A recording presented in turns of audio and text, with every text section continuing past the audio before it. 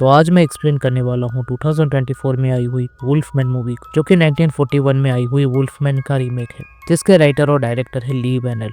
ली वैनेल के राइटर और डायरेक्टर होने से इस मूवी की हाइप काफी बढ़ चुकी है और इसको ब्लम हाउस स्टूडियो ने प्रोड्यूस किया है। द ब्लैक फोन जो कि 2021 में आई थी, उसके बाद से ब्लम हाउस की एक भी मूवी ने अच्छा परफॉर्म नहीं किया, पर इस मूवी का राइटर और डायरेक्टर ली वैनेल है, तो अभी भी होप है। इस वीडियो के एंड में मैं इस मूवी से जुड़े अनसुने फैक्ट्स भी बताऊंगा, तो वीडियो को एंड तक देखना। तो बिना देरी किए वीडियो को स्टार्ट करते हैं। तो मूवी शुरू होती है एक मैसेज के साथ, जिसमें लिखा था कि 1995 में एक हाइकर सेंट्रल ओरेगोन के माउंटेन्स में गायब हो चुका था। उसी हाइकर के सेवरल साइटिंग्स के बाद एक आइसोलेटेड लोकल कम्युनिटी ने यह स्पेकुलेट किया कि वो हिल्स फीवर नाम के एनिमल बॉर्न वायरस का शिकार हो चुका है, पर इसके पहले इस वायरस का अलग नाम था, जो कि था फेस ऑफ द वुल्फ। उसके बाद सीन ब्लैक पे शिफ्ट होता है, जो कि ब्रेकफास्ट कर रहा था। तभी उसका फादर ग्रेडी आकर उससे कहता है कि वो अपना हंटिंग बैकपैक ले ले। वो लोग थोड़ी देर में निकल रहे हैं। जंगल में ब्लैक को उसका फादर सर्वाइवल के लिए टिप्स बता रहा था, पर ब्लैक का ध्यान ना होने की वजह से वो उसे डांटने लगता है। तभी ब्लैक को एक हिरन दिखता है, इसीलिए ग्रेडी उसके पीछे जाने लगता है। ब्लैक एक जगह खड़ा होकर हिरन को ढूंढ रहा था, पर तभी स्कोप में उसे एक आदमी दिखता है और स्कोप हटाने पर वो आदमी वहां पर नहीं था, इसीलिए ब्लैक डर जाता है,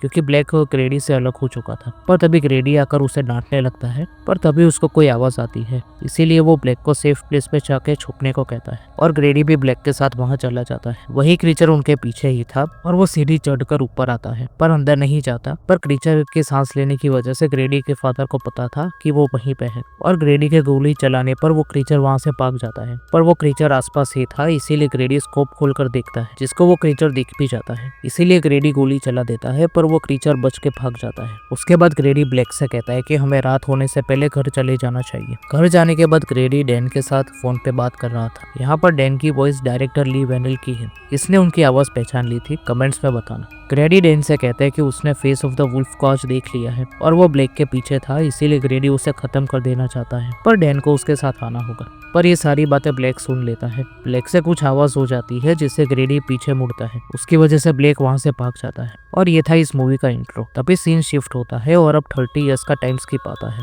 जहाँ पर एडल्ट ब्लैक को दिखाया जाता है, जो कि अपने घर पे उसकी डॉटर जिंजर के साथ था। तभी ब्लैक की वाइफ शैर्लोट आकर उसे एक डॉक्यूमेंट देती है, जो कि ग्रेडी के विल के बारे में था और सारी प्रॉपर्टी अब ब्लैक के नाम हो चुकी थी।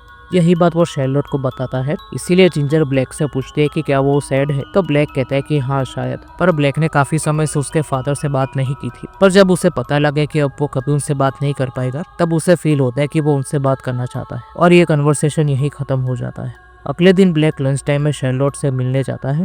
ब्लैक शार्लोट से कहता है कि वो ओरेगोन जा रहा है उसके फादर के सब सामान पैक करने के लिए, तो क्यों ना वो लोग भी उनके साथ चले। पूरा समर वो लोग वहाँ पर ही रहेंगे। पर शैर्लोट कहती है कि वो वर्क को छोड़ नहीं सकती, इसीलिए ब्लैक सॉल्यूशन देता है कि वो वर्क फ्रॉम होम कर सकती है और शायद वो उसकी बुक में भी काम कर सके। इसके साथ वो जिंजर के साथ भी टाइम स्पेंड कर पाएगी, इसीलिए शैर्लोट मान जाती है। फिर वो तीनों ओरेगोन जाने के लिए निकल जाते हैं। जब ब्लैक जंगल से होते हुए ग्रेडी के घर जा रहा था, तभी वो देखता है कि रास्ता बंद है, इसीलिए वो अपने फोन में मैप्स दिखता है, पर उसे पता लगता है कि यहाँ पर सिग्नल्स नहीं है। तभी जिंजर कहती है कि ट्री हाउस में कोई खड़ा है, जो कि उनको ही देख रहा था। ब्लैक के देखने पर वो आदमी उनके पास आता है, जो कि अपना नाम डेरेक बताता है, तो ब्लैक उसे पहचान लेता है। ब्लैक उसे रास्ता पूछता है, इसीलिए डेरेक कहता है कि वो उसे दिखा सकता है और जबरदस्ती ब्लैक की कार में बैठ जाता है। वो ब्लैक से पूछते हैं कि वो कब तक यहाँ रहने वाला है, तो ब्लैक और शार्लोट दोनों अलग वक्त बताते हैं। ट्रक में बैठे हुए डेरेक काफी अजीब बातें कर रहा था। जब वो लोग ग्रेडी के केबिन पहुंचने ही वाले थे, तभी रास्ते में कोई आ जाता है, जिससे ब्लैक ट्रक को राइट साइड घुमाता है, पर ब्लैक ट्रक से कंट्रोल खो देता है। ट्रक सीधा एक पेड़ से टकरा के साइड पे गिर जाता है, जिससे डेरेक नीचे गिर जाता है, जिसकी वजह से वो तीनों पैनिक हो जाते हैं।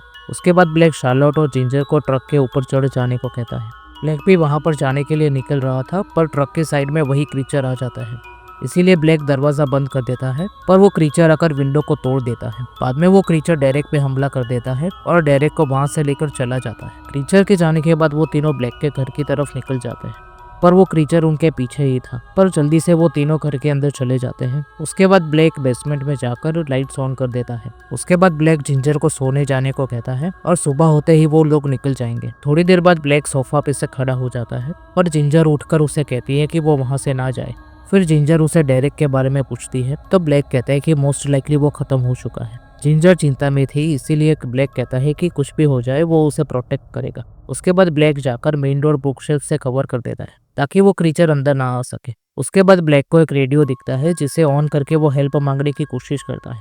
पर तभी उसे एक कमरे में से बैड स्मेल आती है, तो वो देखने जाता है जहाँ पर खाना पड़ा हुआ था, जो कि ब्लैक खा लेता है। पर तभी उसका दांत टूट जाता है। तभी शर्लोट ब्लैक के हाथ में घाव को नोटिस करती है, इसीलिए वो फर्स्ट एड किट निकालती है और ब्लैक के हाथ में पट्टी बांध देती है। उसके बाद ब्लैक घर को सिक्योर करने के लिए घूम रहा था, पर उसे आवाज आ रही थी, इसीलिए वो चेक करने जाता है, जो कि एक स्पाइडर के चलने की आवाज थी, जो किसी नॉर्मल ह्यूमन को सुनाई नहीं देती। इसका मतलब ब्लैक को जो घाव हुआ है वो उसी क्रीचर ने दिया है और अब ब्लैक की सारी सेंसेस एनहेंस हो चुकी है।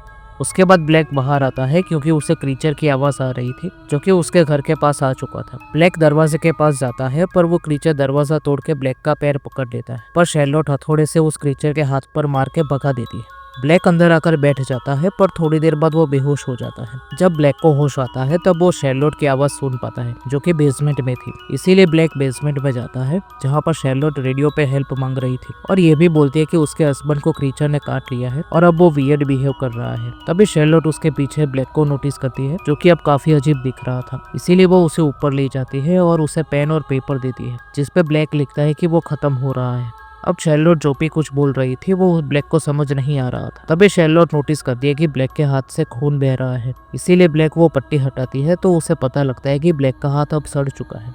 पर तभी ब्लैक अपने हाथ को चबाने लगता है और थोड़ी देर बाद वहां से चला जाता है। ये देखकर शर्लोट डर जाती है। शर्लोट सोचते हुए विंडो के पास आती है, तभी शर्लोट को विंडो में से कार दिखती है, जो कि ग्रेडी की थी। इसीलिए शर्लोट बेसमेंट में जाकर कार कीज और बैटरी निकाल लेती है और नाइफ लेकर बाहर जाती है। ब्लैक और जिंजर को वो कार में बिठाती है और खुद कार का बोनेट खोलकर बैटरी चार्ज करने लगती है। पर ब्लैक अब धीरे धीरे बदल रहा था, इसीलिए जिंजर डर रही थी। तभी शर्लोट कार को स्टार्ट करने की कोशिश करती है। काफी बार ट्राई करने के बाद कार स्टार्ट हो भी जाती है, इसीलिए शर्लोट बैटरी निकालकर गाड़ी में आती है और जैसे ही वाइपर घुमाती है तो कार बोनेट पे उसे वुल्फमैन दिखता है, जो कि विंडो को तोड़ देता है। इसीलिए वो तीनों भागते हैं और एक बिल्डिंग पर चढ़ जाते हैं, पर वो क्रीचर उनके नीचे ही था और जहाँ पर वो लोग बैठे थे वो कपड़ा फाड़ने लगता है। तभी ब्लैक शर्लोट को उनके घर की तरफ इशारा करता है और ब्लैक नीचे कूद जाता है, इसीलिए वो क्रीचर ब्लैक के पीछे लग जाता है। शर्लोट जिंजर के साथ जल्दी से घर के अंदर चली जाती है, पर जिंजर शर्लोट से गुस्सा हो जाती है क्योंकि उसने ब्लैक को बाहर ही छोड़ दिया था। पर शर्लोट कहती है कि नहीं, ब्लैक उन्हें प्रोटेक्ट कर रहा है।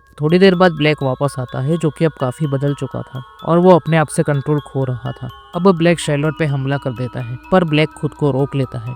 तभी वो क्रीचर घर के अंदर आ जाता है, इसीलिए ब्लैक शर्लोट और जिंजर को बचाने के लिए उससे लड़ने लगता है और उन दोनों के बीच काफी देर तक लड़ाई होती है और आखिर में ब्लैक उस क्रीचर को खत्म कर देता है। पर तभी ब्लैक को उस क्रीचर के हाथ में टैटू दिखता है, जिसपे लोवेल लिखा हुआ था, जो कि ब्लैक की सरनेम थी। और यहाँ पर मूवी का राज खुलता है कि ये क्रीचर कोई और नहीं बल्कि ब्लैक का फादर ग्रेडी था। उसके बाद ब्लैक घर के बाहर चला जाता है और अब वो पूरी तरह से वुल्फमैन में बदल जाता है। तभी जिंजर आकर ब्लैक के बारे में पूछती है, जो शर्लोट को कहती है कि ब्लैक के फादर थोड़े दिनों पहले फॉरेस्ट में गए थे, जिनको ये बीमारी हो चुकी थी, जो कि उन्होंने ब्लैक को दे दी। उसके बाद शर्लोट और जिंजर के सामने ब्लैक आ जाता है और वो जिंजर को टच करने जाता है, पर डरकर शर्लोट उसे स्टेप कर देती है और वो जिंजर को लेकर शेड में चली जाती है। ब्लैक भी उनके पीछे आता है, पर उसका पैर बेयर ट्रैप में फंस जाता है और इस मौके का फायदा उठाकर शर्लोट जिंजर को लेकर भाग जाती है, पर ब्लैक अपने ही पैर को उखाड़ देता है और उनके पीछे जाता है। शर्लोट जिंजर के साथ भागकर ट्रक के पास जाती है, पर वहाँ पर उसे डायरेक्ट पड़ा दिखता है, जो कि अब खत्म हो चुका था, जिसकी गन लेकर शर्लोट ट्री हाउस में छुप जाती है। पर ब्लैक भी वहां पर आ जाता है और शर्लोट और जिंजर पे हमला कर देता है, जिससे शर्लोट उस पे गोली चला देती है, जिससे ब्लैक खत्म हो जाता है। उसके बाद शर्लोट जिंजर के साथ निकल जाती है और ये मूवी यहीं पे खत्म हो जाती है। तो यही थी वुल्फमैन मूवी की स्टोरी। मूवी कहीं पर भी बोर नहीं करती। मूवी में पहले ही बता दिया गया था कि ब्लैक के फादर खत्म हो चुके थे, इसीलिए एंड में जो ट्विस्ट रिवील हुआ कि वुल्फमैन ब्लैक के फादर ही थे, वो अच्छा था। तो चलिए इस मूवी से जुड़े अनसुने फैक्ट्स के बारे में बात करते हैं। मूवी में जो मूविंग ट्रक दिखाया गया है, जिसमें ब्लैक और उसकी फैमिली जाते हैं, वो ट्रक पियर्स नाम की कंपनी का था, जो कि 1941 से बिजनेस में थी। इस कंपनी का नाम जैक पियर्स के नाम का रेफरेंस है, जो कि यूनिवर्सल स्टूडियोज के मेकअप आर्टिस्ट थे 1930s और 1940s से। तो ईयर 1941 भी रेफरेंस है, जब यूनिवर्सल स्टूडियोज की ओरिजिनल वुल्फमैन रिलीज हुई थी। ली वेनेल और उसकी वाइफ का लॉस एंजलिस में एक फ्रेंड था, जो कि मोटर न्यूरॉन डिसीज से सफर कर रहा था, जो कि बॉडी पे कंट्रोल कर लेता है। ली वेनेल ने कहा है कि वो हार्ट ब्रेकिंग होता है जब आपकी खुद की बॉडी आपके अगेंस्ट हो जाए। ये डिसीज सफरर और उनके परिवार दोनों के लिए एक नाइटमेयर होता है। उनके फ्रेंड के खत्म होने पर ली ने ये मूवी में उनका ग्रीफ दिखाया है। उन्होंने ब्लैक के जरिए ये दिखाया है कि ब्लैक जो भी डर एक्सपीरियंस कर रहा था कि धीरे धीरे वो अपनी कॉन्शियसनेस खो रहा है। यही चीज स्कैरीएस्ट पार्ट थी। जिनको भी ये डिसीज होता है वो फाइट करते रहते हैं अपनी कॉन्शियसनेस को रखने के लिए। वुल्फ का पॉइंट ऑफ व्यू दिखाने के लिए ली वेनेल ने वुल्फ्स पे काफी रिसर्च की थी